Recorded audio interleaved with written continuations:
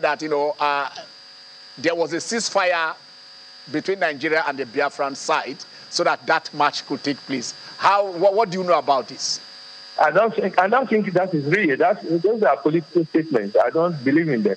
Before then, we had a tour of the Western states, embracing Lagos and Kaduna.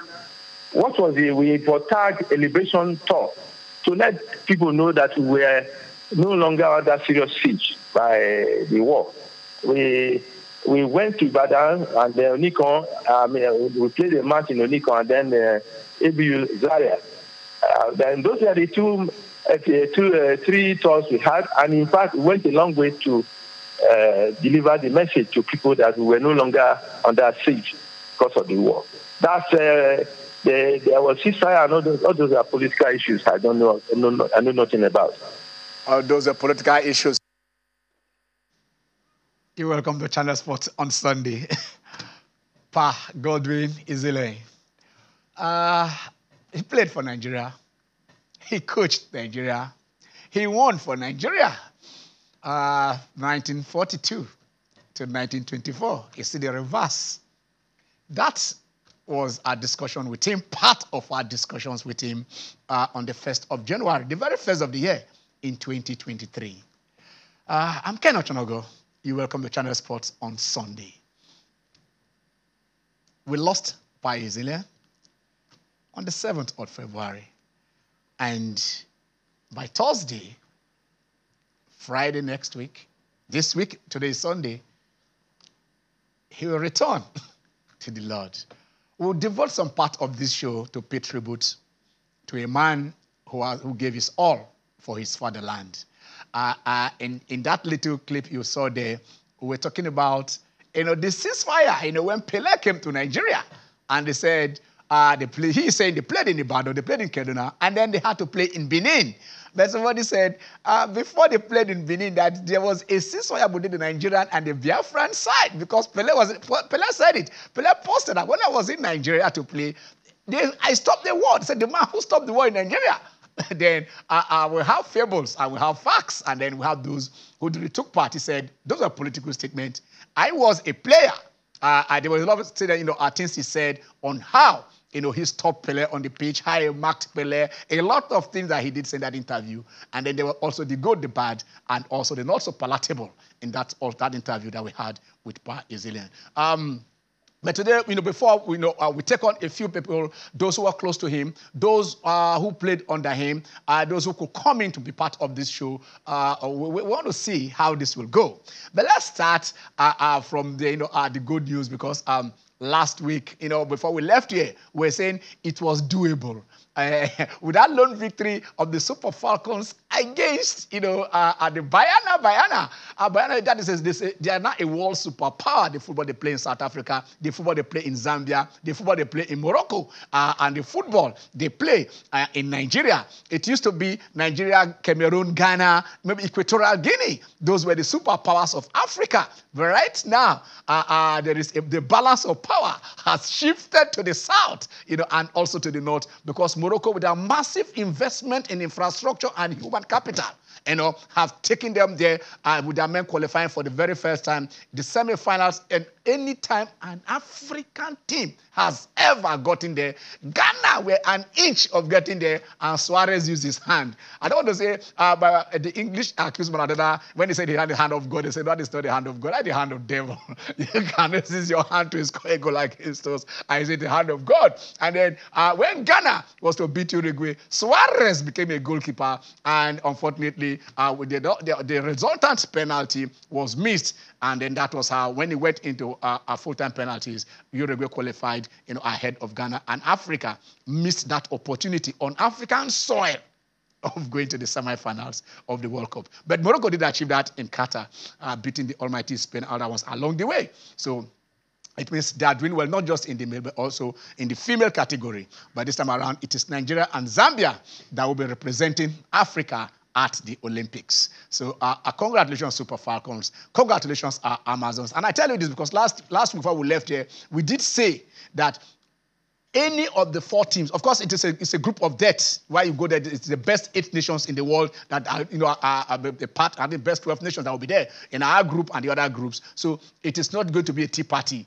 But then I assure you of this, that the 2 African teams, the Zambians, there are 2 players, are the 2 most the 2 costliest female players in the world are the Zambians, the Zambian players. They are going there to represent Africa. Nigeria is going there. Agbabola will go there with her team, and then let us see how we are going to do there. We're still pursuing that gold. We got the male gold in 1996. Probably will be the first team to win both the male and female gold right there and bring it back to Africa. So that is the celebrations there.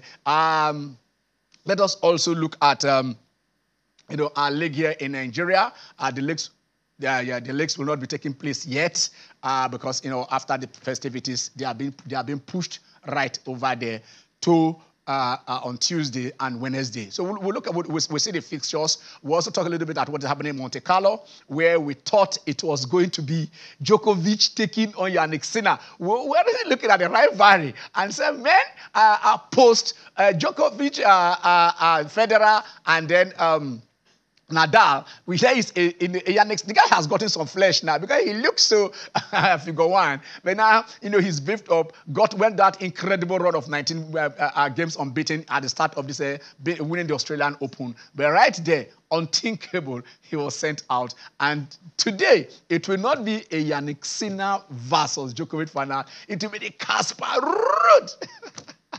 Casper Ruud taking on the man who was one of those, Stefano Tsitsipas, and those are the guys that will be in that made it into the finals. So that is what it will be. We'll talk a lot of other sports, but like I said, we're going to devote a chunk of today's show to looking at who the man was. Godwin Izilein. Some call him the orator. Some call him that here's a guy who there is a way we look at people who play football. So say they no go school. Guy, forget it. This guy that he's educated and got disappointed to now from afar try to look at his immediate family, and he did so well in bringing them up and taking them to that place. So I think he left a fulfilled man, but then the nation failed him at the time that we were supposed to look after the man who gave us his best when he was there. So let's see if we can go to Benin first and foremost and get a few talk. Because we have, the veracious one, we have the beautiful one. We have those who were with him right there in 2004. Let us see if we can get to Vera Okolo. Hello, Vera. Vera, how are you? I'm fine, thank you. Good afternoon, sir. Good afternoon, Vera. You played under Coach Godwin Izilein. Oh, you're in Asaba. Okay, you played under God in Izilein.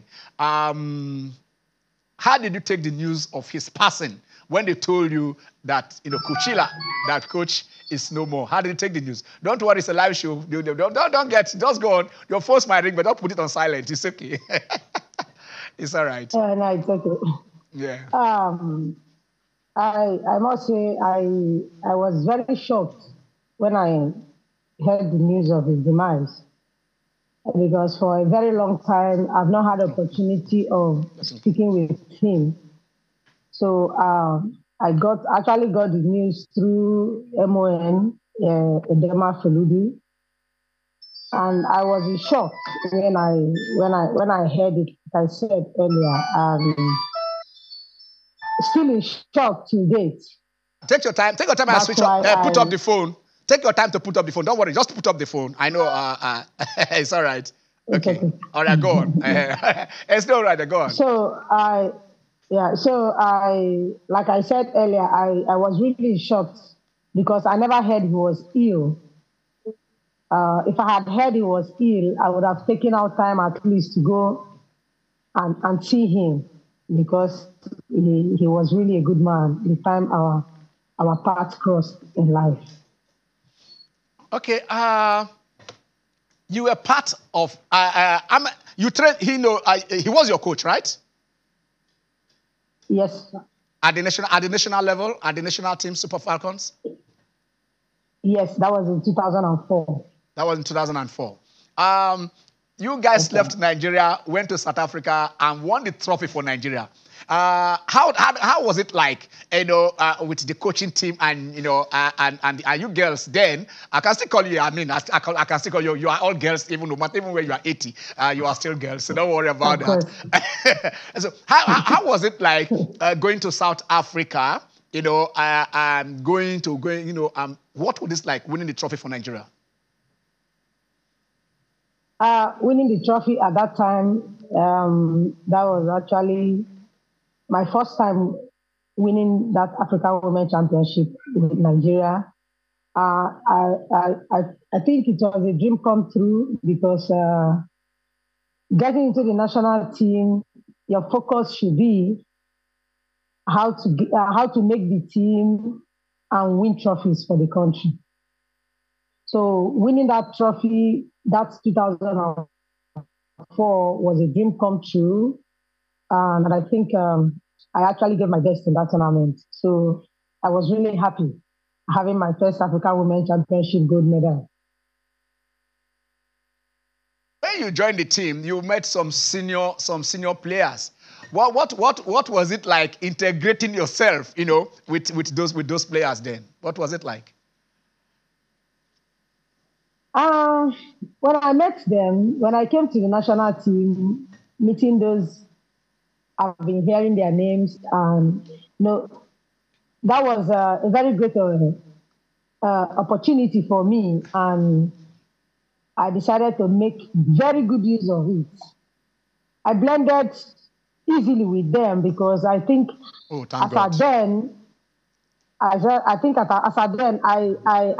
had the passion for the game, and for the fact that I've heard stories of players getting to camp and being dropped and not making it again. So the first time I got to the Super Falcons, I just told myself, Vera, you have come to stay. So you have to do everything possible to make sure you wear this jersey. So I was doing everything I was asked to do. And I think I was even doing more because I was actually giving myself some self-discipline because I wanted to be the best of myself. I wanted to be a part of that team, and I don't want to be dropped in the camp. I was actually motivated by some of them, like the late Izilein Chejine. May her soul continue to rest peacefully. She was one player I adored. In fact, I wore the first Nigerian jersey. The first Nigerian jersey I wore was given to me by her. And when she got to know I was from Delta State, she took me as a sister. And from there, every other person seeing me, they were like, oh, who be this small girl? She sabi play ball. And, that drew me closer to the senior players I met in camp. So it helped me blend. The likes of Perpetua Nkwacha, them, she always wants to play at all times, and those are the kind of players I like. So I blended so easily, mostly with her, because she wants to play all the time, and I myself, I want to play too. So they really helped me a lot. They helped me a lot because they accommodated me, and it helped me to blend easily with them. Coincidentally, Izilein Chejine, she came in from Flying Babes. She came in from Flying Babes, and then I was part of the management team of Flying Babes then, owned by Victor Etubo.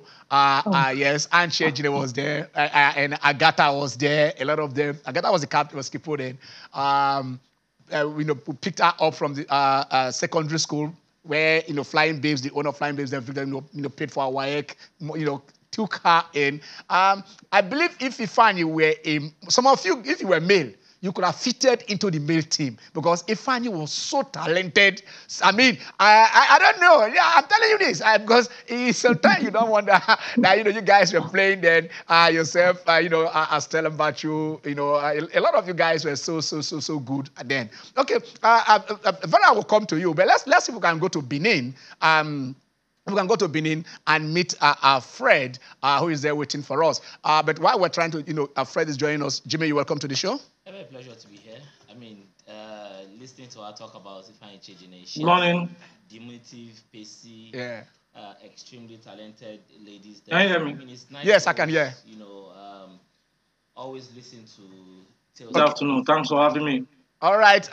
Let's. We are in Benin now. We are straight in Benin, and then we are meeting Fred Izilein. Fred Izilein is the son of Pa Godwin Izilein. But Fred, can you just hold on a minute? Let us, listen to Pa Izilein again. When talking about his, when he was here. Just hold on a minute. We'll come back to you. Let's listen to Pa Izilein once more.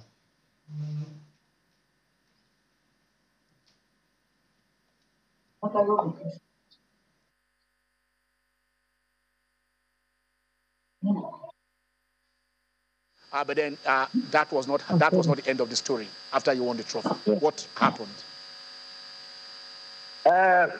It's a sad story. I hardly want to remember, but because of the non-payment, and I don't know who is going to help me, let me recast it again. We got to Joburg, and I was approached by the secretary. Said that the head of the delegation, Mr. Midiro, and the chairman of the federation, Galadima, that I should talk to the girls for avoidance of a distraction. We should concentrate on the game. At the end of the series, they were going to give us the money. But before then, let me quickly mention to you, a lot of people didn't believe in us because I rejected the national team that went to Athens to play the Olympics.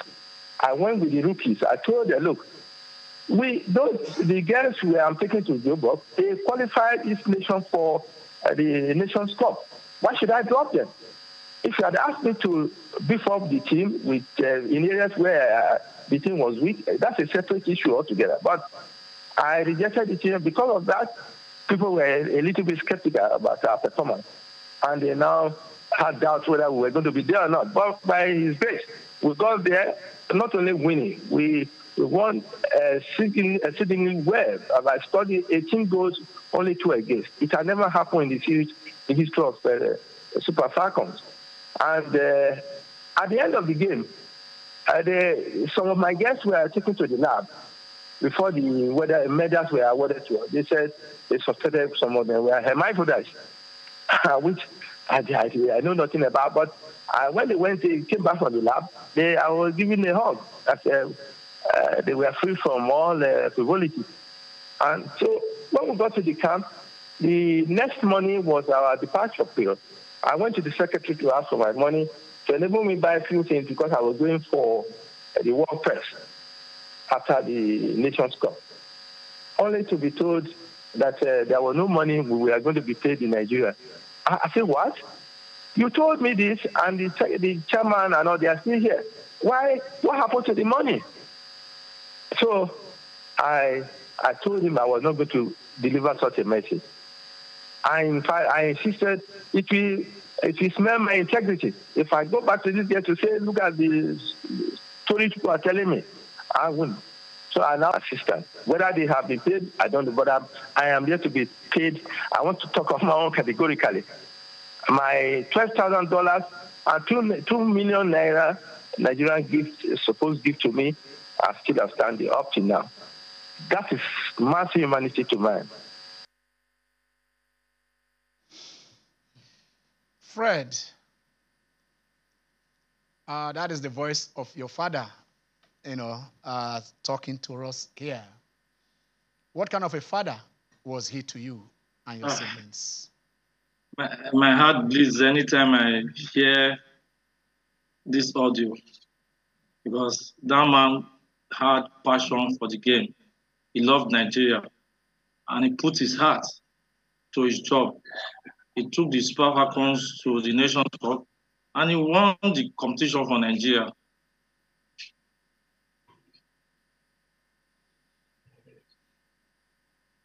Go on. Okay. We are having a little challenge with him. All right. He will rejoin us. But let's go straight to Asaba before I bring in Jimmy here. Let's go straight to Asaba. Vera, Vera, are you there? Yes, I'm here. You had coach how it took you girls to start to Johannesburg in South Africa. What can you tell us? What can you happened? hear me, please? Yeah. Okay, Fred, we'll come back to you. Just hold on. We'll come back to you. Let's just take Vera. Yeah, we'll come back to you. Just hold on. We're with Vera. Okay, Vera, can you tell us what happened in South Africa? Okay. South Africa 2004 is a year I will never forget in my career because a lot actually went wrong in South Africa. The team was not treated fairly, you know. Much as we were playing for the passion of the game and wanting to bring glory to the country, we were actually supposed to be treated nicely. I will say that during my playing days with the Falcons, from the time I joined the Falcons till the day I call it quit with the Falcons, I gave my best to the nation. We gave our best because the caliber of players I met in the Falcons as at that time are people that wants to play for the passion of the game, people that wants to play to bring glory to the country. But I must be frank, the truth is bitter, but one has to say it. We were poorly treated in South Africa. We played at some point, like myself, I had to play I played like 2 matches with a groin injury just because I wanted the team to win. Do you have earpiece? I could remember. You don't have earpiece. Huh? Go on. I could remember. Okay, I could remember in one of the matches when I had that groin injury, I called Perpetua. I said, "Okay, I don't injure. I'm not sure I will play the next match." She said, "I've heard her not tell me that one. Anything you know, say you go do more. Because that match, I cannot afford to miss you in that match." I said, "Okay." I had to put a call across to our physiotherapist in Nigeria because she didn't travel with the team. I had to put a call across to her and she told me 1 or 2 things to do. In fact, in those 2 matches that I played with groin injury, I was carrying ice block in my thighs just for me to be able to play. And to the glory of God, in fact, during that, I think that was during our second game, one of us sustained an injury. She was hospitalized and we were going to see her and all that. She was totally out of the team. But the team, in all that, despite the fact that we had no money, there was no money coming in. The allowances was, the match bonuses were not coming after each match we win, which is not supposed to be so. But in all that, we were having meetings together, just trying to motivate ourselves. And for the fact that some of us that just joined the team from the Olympics, we still had some small dollars with us. So it was a little bit easier for us to get 1 or 2 things, because sometimes the food they give, you won't be able to eat it. You want something else and stuff like that. So we were even assisting some of our colleagues who were not having money with them. So it was not really an easy sale for us, but in all that, we came out triumphantly at the end. Then after winning the trophy, we demanded for our money, just like the head the coach said, and we were told that we were going to be paid in Nigeria. That was actually when we knew that something was not right, and we didn't want to take it, and we said no, that we can't play a tournament in South Africa and you're asking us to come to Nigeria to collect your money in Nigeria. That's totally unacceptable. And we decided to, like they said, some persons were saying we held Nigerians to ransom. It wasn't really that. We're actually fighting for our rights. So we had to stay back, and we were speaking to some of the people like Peter Saidida, really helped us a lot. He was always coming around. So many Nigerians were coming around. At some point, when we said we are not coming back, it was as if we were being threatened. They told us, okay, since you said you are not coming back, okay, you will stay now. They will not be feeding you and stuff like that. So that was even when Nigerians stepped in. Some of the Nigerians that were coming around in South Africa, they were solidly behind us, and it was then they told us that we should not bother, that whatsoever we're going to eat and drink is as far as they stood by it. They were bringing foods to us, they were bringing drinks. That we had enough that we were even giving out to the Cameroonians then. So we stayed back until the money came, and we came back. Coming back was still not easy. Let me ask you this, Vera. Hello, Vera. Let me ask you this. Two things.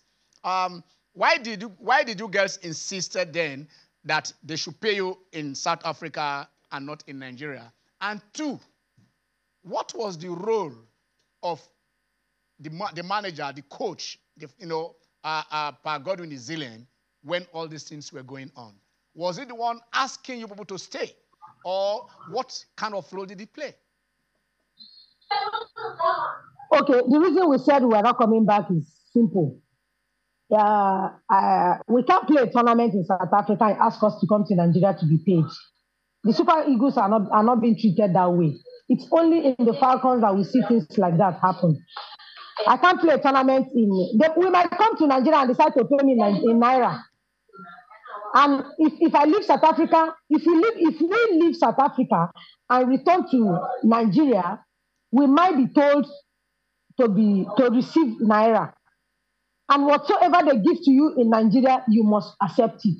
So the only way we could get what rightfully belongs to us was for us to stay back in South Africa. Secondly, Coach Izilein never told any of us to stay back in South Africa. In fact, at some point, we were even having issues with him because, he's a very quiet and gentle man. That was my first time meeting him in life. And at some point, I was asking myself, I said, wow, this man not going to fit coach for Nigeria, because I think Nigerians, they need a rugged coach. He's too quiet to work with the federation. At some point, he would call us individual. He spoke to us as a team. He said, okay, since they say we should come back, let's go back. We told him bluntly, we said no, we refused. It wasn't his decision, it was our decision. We had meetings and we decided, we agreed.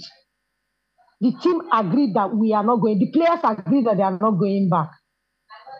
So we're even having issues with the management, because at some point, Coach Izilein was like, okay, since it's like that, let's go back to Nigeria and let's just go there. They will go. We said no, that we can't go back to Nigeria. That we must receive our money in South Africa before going back to Nigeria. Vera, he said at a point, he almost knelt down begging you girls. How true is this? He actually did. He tried. He knelt down? Are you saying he tried? Are you saying he knelt down to beg you? We told he didn't. No, he didn't. But he almost knelt down for us. He was pleading with the team to go back. In fact, as a matter of fact, when we got back to Nigeria, we almost fought him. His children were around. I don't know if it was this particular guy, but I think one or two of his children were around, boys. We almost fought him because our passport was seized, and we were trying to recover it. And he was just begging. The man likes me so much. I don't know. I'm speaking for myself. I don't know about the rest players, because most times he calls me. He calls me privately to his room and he says, "Vera, I beg. I know say you get strong word. I beg. Go talk to your girls. Make me go." I say, "Coach, this fight not your fight. This is our fight. We're not fighting you. We're fighting the federation. All right. Okay. All right. Vera. Yes. Let us now go on. Let us go and see Fred. He's back. Hello, Fred. Hello, Fred. Are you there? Are you with us now? Is Fred there with us? Okay.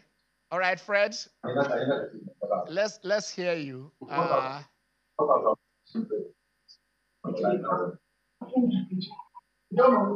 Okay. All right. Nice. So thank you for having me on. Yes. Okay. Again, I don't know the politics that went behind the payment or non-payment of money during their South Africa trip. But the bottom line is that he took those girls to South Africa. He won the competition.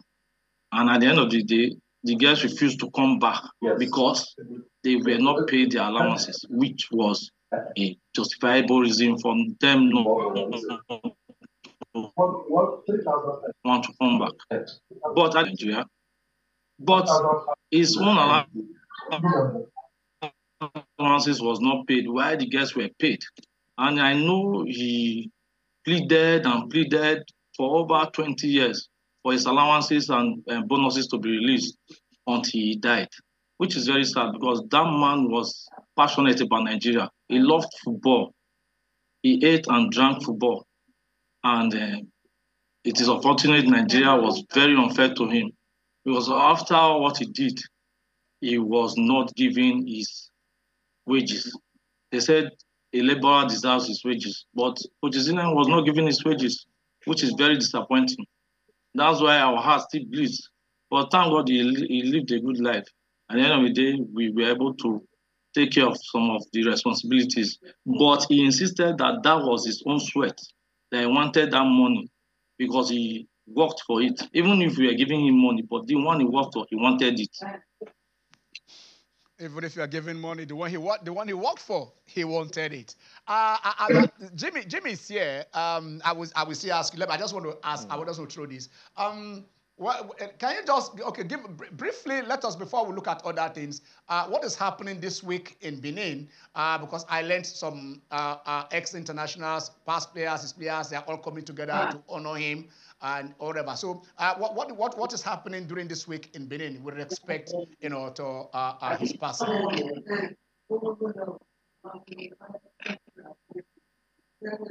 Hello, Fred. Hello, Fred. Okay. Hello, Fred. Fred, are you there? Yes. I can hear you. Okay. I say it's like some of the past players who played under him and his friend are coming to honor him. Can you give us just put us up to date in the activities that are going on? Yeah. Okay. Okay. Yeah. On Friday. Go on. We will be going to the mortuary to stadium from 8 a.m. to 10. There will be a novelty match at the Ogbe Stadium from 8 to 10. Okay. And there will be other activities 10 o'clock. 12 o'clock, we'll be having a funeral mass for him at Holy Spirit Catholic Church in Benin City. Okay. After then, the interment will take place. So on Friday, from 8 to 10, we'll be at the Ogbe Stadium to celebrate him. We have decided to celebrate him because he lived a good life. So we are going to celebrate him. Okay. You decided to celebrate him. We still come to you. We still come to you. We are not letting you guys go yet. Even when we do open the lines, we'll do. We'll come to you. He was there with us 1st of January 2023. Today he's no more. Ever had to reckon with these things? It's a script that cannot be written. The other time you talked about the way himself and Pele did play, the way they held Pele down and all that. Yeah. And, we wish that, the ministry did what they were supposed to do as at that point in time, the Football Federation coming together, listening to this man and doing the needful, but it didn't happen. And talking about what happened with Vera Okolo and the rest of the girls, it was just pure dehumanization. And you couldn't have expected the girls to come to Nigeria where they had that trust deficit. There's always that trust deficit between the players and the federation. It's the same as you have with government and citizens today. So the question really is, do we have same happen? I don't think it's happening as rampant as it used to be then. I think it's a lot more better in terms of player welfare. The federation, they are doing well. But governance, government is a continuum. There should have been a resolution to Godwin Izilein's case. Late Pa Godwin Izilein was here, was all over radio stations clamoring for his money, $12,000 plus 2 million naira. I mean, it ought not to have been so. You know, it's it makes you question the reason why people want to go all out for their country. You know, the patriotism that we always, you know, clamor for, to tell people do this, do that. There are records of such, of Karaji. How exactly did we treat him? Till date, how exactly have we tried to look out for the welfare of the mom? We are talking of the Izilein family now. What exactly? Okay, we are talking about the wages. He's not begging. He's not begging. His entitlement. Right. It is his entitlement. It is China Sport on Sunday, and then you know the way we do it here. We do, after we had that interview with Pa Izilein on the first day of January, the first day of 2023, yeah. We tried in our own way. Opener. We tried in our own way to reach out to the FA, and let us make this clear. This is not like, of course, this is a continuum, but this was not what, it is not this FA that was going. It wasn't with the last FA. It wasn't, even if they said they tried to intervene. And that is why we are trying to say, look, look at it compassionately. And look, and then also, whether you have your audit, whatever it is, check, is this man speaking the truth? Has he been paid? Has he not been paid? If he has not been paid, was he owing? Was it? Does he have any entitlement? Ken, at the point the ladies, the Falcons, were being paid, we thought that virtually every debt that the federation had would have been settled. Yes. That's exactly what we're thinking at that point in time. And then even they were not having any money, I think President Tinubu did approve, is it, how many billion? Is 12 billion? And they said, okay, fine, use this to settle. Maybe that would have been an opportunity for them to also insert this. And, you know, I mean, because at the end of this interview, we did ask him how old was he? An octogenarian. Yeah. He was over 80 years. No. He was over 80 years. No matter what he would have. And then here it is, the girls are saying, look, he almost knelt down. A father trying to kneel down for his child in Africa is a taboo. He said, no. Ken, as bad as it was at that time, they almost tribalized the issue. Okay. If you do remember, it was more like, oh, it's because it's from a particular area. Majority of the girls were from that area. 20 years down the line, we are still talking about 2004 to 2024. It's ridiculous. It is not too late to do the right thing. We'll still go back to the girls, but let us look at other sports. You guys wait there because you'll be with us till this show comes in, and we'll open the line soon. Let's look at, we'll talk about the league is MPFL. We have been pushed to Tuesday, Wednesday. So basically, relax your legs. But those of you who are traveling afar, this is the time to start. Enter road now. Yeah. Because we don't, you might spend 2 days on the road. We're talking about, we keep on saying this.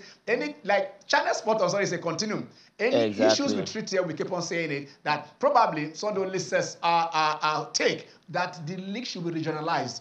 We've tested a lot of persons are saying this is what we should do. Do it by region. Play the Super, let the X6 geopolitical zone, do it there. Then at the end, you play a Super 6, which you can be sponsored and whatever it is. It takes less time, less money, less injury, less death on the road, and less fatigue. And then you get the players can rest enough. So basically, that is what we are looking at, and we pray we can look at it without any bias and say, for now, for as long as it takes, there is in Scotland. The teams play themselves twice. Yeah, exactly. I mean, in a season, because the teams are not much. They are not much. They will play home and away, home and away again. So you play a team twice at home. And that is their system. So what is happening in England is not, that is the same United, it's not happening in Scotland. We must not use the 20-team structure. It's not a must. Let's use what works for us. And that is the thing. And the best way it does work for us. In fact, you can even increase the teams. Exactly. Since if they are playing in regions, they might be more than 20. They might even go maybe 10, you can even go to 40. Definitely so. And because the area that they want to travel the distance is not much. The distance is not much. So you give more room, whatever it's. At the end of the day, I think think the chairman of the NPFL actually did say something about that. That's where we most likely are headed. It has to be something dynamic. It has to be something different from what you used to obtain. You can't continue to complain that you are having humongous expenses to cater for, and you still want the league to run that 20-team structure. It ought not to be so. So we should look at, okay, are we talking about regionals? Are we talking about maybe like that Savannah and Atlantic Conference system? Currently, let us see how it is now. Let us see how. let us see the league fixtures. Okay. Akwa United will be okay. Actually, we had the date shifted forward. Akwa United will be hosting Niger Tornadoes. Katsina United will be visiting Bayelsa United. Bendel Insurance will be hosting Kano Pillars. Doma United also will be hosting Remo Stars. Kwara United will be playing away at Gombe United. Rivers United will be hosting Plateau United. Lobby Stars will be away at 3SC. Sporting Lagos will also be hosting Sunshine Stars. Yeah, so you can see the fixtures for Tuesday. I think there is just one match, the Doma game. And the way it is right now, the likes of Lobby, Remo, Rangers, Rangers are still at top. The five of them, they are really doing well. It is tight at the top. At the top. There's no elephant there. Rivers United, they're out of the continent now. Now they have to concentrate so that. Yeah. Okay, let's see. I think Enugu Rangers, the Cathedral lads are at the top. Rangers are top, 51. Lobby Stars 51. So Remo Stars 48. Remo has played a game less. A game less. So if they win that one, they might go top. 29 games, 48 points. Plateau United 47 and Shooting Stars. Yeah, but they went to Kano Pillars to win. Shocking. And I think I must commend Kano Pillars. Yeah. I mean, there used to be a time when they lose, they have the fans being very irate and they misbehave. But I think they are getting to understand that if care is not taken, they will have points deducted. And that's the way to go. Rivers United, of course, they've played a few matches. They have played fewer matches than the other teams. But then they've also lost a match. So let us see how concentrating now on the league alone. Let's see how exactly how they can put off this. It's unfortunate they had to go out. All right, the same Tuesday, Wednesday, there will be the Champions League. I mean, we saw what happened. It was goals galore. Where we saw 3-3, we saw 2-2, we saw that is the first leg quarterfinal games. Arsenal against Bayern 2-2. Man City, Real Madrid 3-3. Atletico and Dortmund 2-1. And Barcelona shocking at PSG. And Dembele being the main man. And Dembele talking point. And Dembele, Mbappe, what is happening? Okay, that's the one. Atlanta, Dortmund. I think the two most Griezmann. The results, two results that a lot of people talked about has to be the Arsenal and Bayern game. Okay. A game that the defense of Arsenal wasn't really at top. The kids at the top now. Exactly. Jamal and the rest of them all coming out, at Barcelona when they rest. And then this is 3-3. I mean, this is 3-3. This was a thriller. But not in Manila. A thriller at the Bernabeu. Yes. And then also these two also, exactly. And the Gunners coming back and getting that. Thank God that there is no more away goals. So away goals rules are out of it. You just have to outscore anybody to. It doesn't matter where you score your goal. You can score your goals at home or score your goals at home. If not before, with a 3-3 and a 2-2 draw, these are the fixtures, these are the second leg fixtures. So Bayern having realized now that they are not in contention at all, mathematically, spiritually, or whatever. They are 2-2 at away. There is still Sad Gnabry and there is Kane. Okay, so they want to upend Arsenal. Arsenal will go through. Okay, hopefully. Let us see. That is Bayern, Arsenal, and then we have Dortmund taking on Atletico Madrid.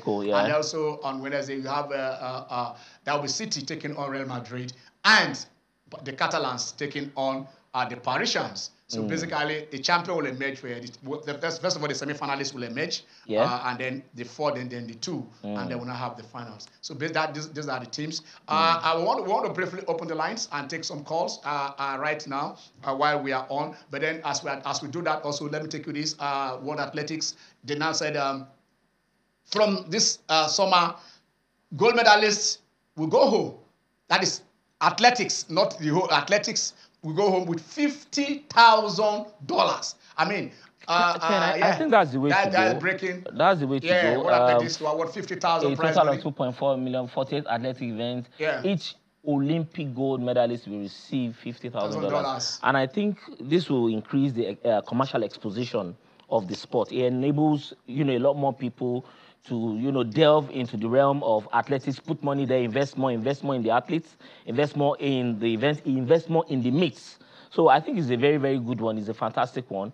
And I feel that on the personal level, our own athletes, as much as possible, they should speak. Ophili has qualified, so Ophili can go on and exactly. Ophili, has already qualified, and we have a lot of the athletics, the young guys doing very well. The likes of Ogazi, the likes of Ella.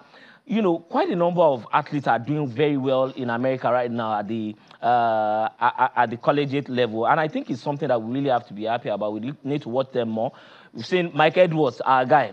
Has gone into boxing. So maybe go and challenge Anthony Joshua. All right, that is a resounding victory in the women's 22-33 seconds. At the Tom Jones Invitational. Yes, is that good? The more we qualify, the better. Our boys are doing well. They're not doing badly. In the relays. Enoch Adegoke is back. Favor Ashe, the likes of Favor, and also Godwin, Brume, they also had resounding performances at the weekend. All right. Okay. Let's go back. If Fred is Fred, then let's go back to Fred. And see. Briefly take one or two words from him and also from Vela. Hello, Fred. Are you there? All right. Yes, I'm here. Okay, Fred, how do you want your father to be remembered? What do you want Nigeria to do? But confirm to us now, is the Nigerian Football Federation still owing per Izilein the $12,000 and $2 million that he earned while winning the WAFCON for Nigeria in 2004, 20 years ago? Is he still being owed, or have they paid him?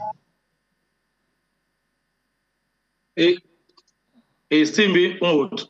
Wow. He was not paid a dime after that Nations Cup. After I won the Nations Cup for Nigeria, he took the girls to South Africa. He won the competition and came back and was not paid a dime. And he complained until he died. So he's still being owed his money. I want them to remember him as a people and a man that loved football. A man that loved football. And he fought. Even after he came back, he was still being owed. He was drafted to the under-17 national team. Yeah. He still went. He took the Golden Eagles to Gambia after the under-20 and the Falcons. Not minding that he was still being owed. He complained that he was being owed till he died. And I don't know why NFA is still not willing to release his money to him. But all what we want to focus right now is how to give him a befitting burial. That is what we intend. All right. Thank you. So this week we are going to start the burial process and give him a befitting burial this week. All right. All roads lead to Benin. Let us get to Asaba. Vera is there. Vera, are you still there? Is Vera still there? Yes, I'm here. Okay, Vera, yes, I'm here, sir. Will you be going to Benin? Will you be going to play the game in Benin? By the grace of God, I will, sir. By the grace of God, you will. You said Izilein always. We look forward to seeing you, Vera. Fred is saying, Vera, they want to see you. That you're fine. Everybody want to see you right there. Because you guys it's a celebration. Okay, it's a celebration of life. Yeah. And that is what we are doing. Not every man live to be 80 years. When I close the show, you will say him when I asked him how old he was, and then at that age he was still very articulate. Yeah. And so, Vera, you want to say one word for Izilein as we close the show?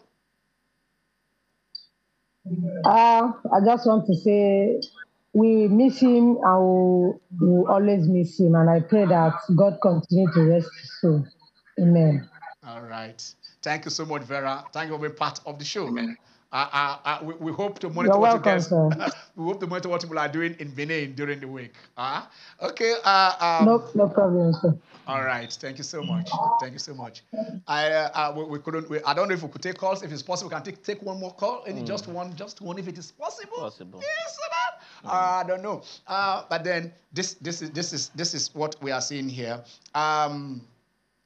Monte Carlo. You don't.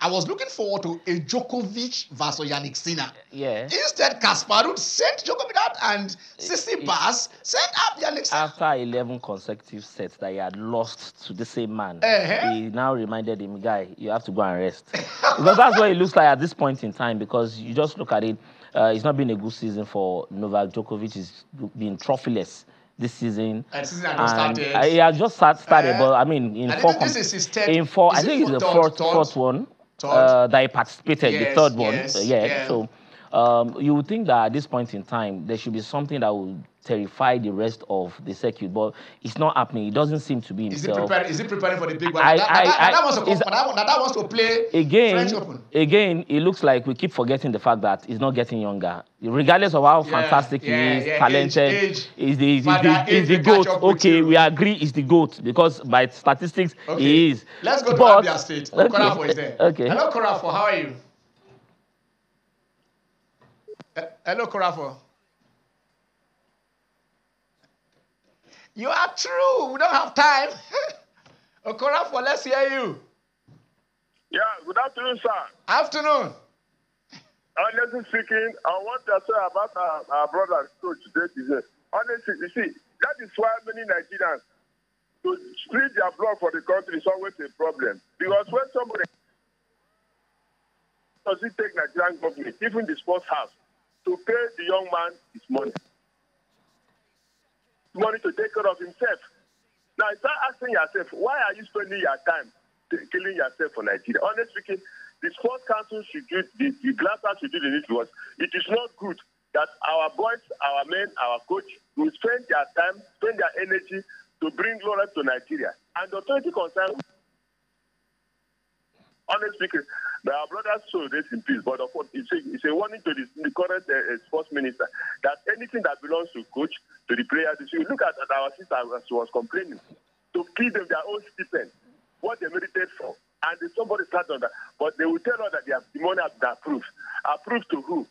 Honestly, authority concerns to the needful because it is not okay to work for the country, and the country will not pay you back. It is not good. Everybody needs. Vanity is vanity, all vanity. Pay the needful when it is time. Good afternoon, sir. Do the needful when it is the time. The needful at the right time. Do the right thing at the right time. That was what Korafo is saying. Like you said, he did mention the minister. And then also, like we said, it is not this FA that was going, but this FA can remedy the situation. It is within their powers to do that.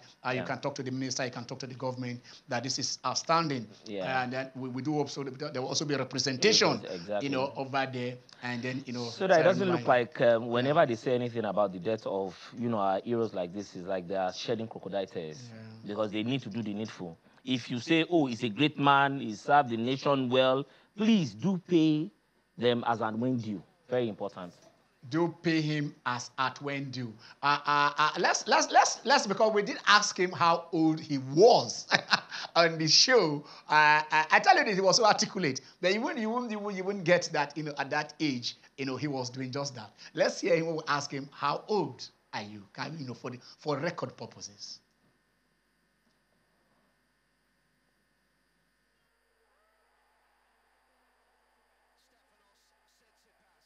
Let me ask you this, please, Coach Izilein, please. Please, if you don't mind, can you listen to me, please? If you don't mind, Coach Izilein, please. Do you mind telling us how old you are, if you want to? How old I am? Yes. Listen to me. I celebrated my 80th birthday, May 12th this year. 80th? You are 80 years old and they are still owing you? I am 80. Thank you, Coach. He was 80, and that was 2 years ago. Yeah, May 2020. May. By May this year, it would have been 82. It would have been 82. We're in April. Jimmy? I mean, it's shocking. So we can only clamor that the Football Federation and the ministry, they do the needful because there's nothing to say. That's the only way they can show that they actually love this man. And he did. Adamu is calling us from Benin. Hello, that is the city. Hello, Adamu. Yes. Let's hear you. Okay. I say, Yeah. Go on. Contributed a lot to Nigeria football. I say, by now, they would have settled that man's money. It's not good to our country, for this country to hold some to even clinch a cup. Adamu, I hope you will also be at the Ogbe Stadium, Samuel Ogbemudia, Osai Bovo Ogbemudia Stadium on Friday to honor him. Be part of the team that will honor him. The soil, that soil of Benin remind us of the clay soil that they played, whatever. I pray and I hope you guys will gather to give last honor. If we can't do it from Lagos, we will be there. Thank you, Adamu. Thank you so much. Thank you. Yeah. Ken, great fight by Ife Ajagba. Yes! Silver WBC, Silver heavyweight champion. So he's still the champion. Yeah. I think it was a great fight. It was split decision. A split decision, but I think what he did basically was just to rally back. Because initially, the first few rounds, he lost. Canelo was really at it, getting at him, and he almost would have lost. At a point, he rocked him, and he had to be the ropes that saved him. But he showed that he has proper boxing IQ, just beyond what Canelo could offer, and that's exactly what we love to see. Okay, you had him. Ife Ajagba just retained his WBC silver heavyweight champion. Which one is silver, Ken? That is silver, bronze, diamond. All these titles. It is another bumper over Sunday as we go. I'm Ken Ochonogo. Those of you close to Benin Delta, everywhere, please go to Benin to honor Pa Izilein. And like we all say, it is our nation. We end it up as we always do. God bless Nigeria.